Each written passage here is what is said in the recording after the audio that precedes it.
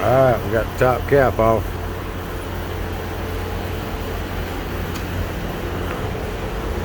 Come apart pretty easy.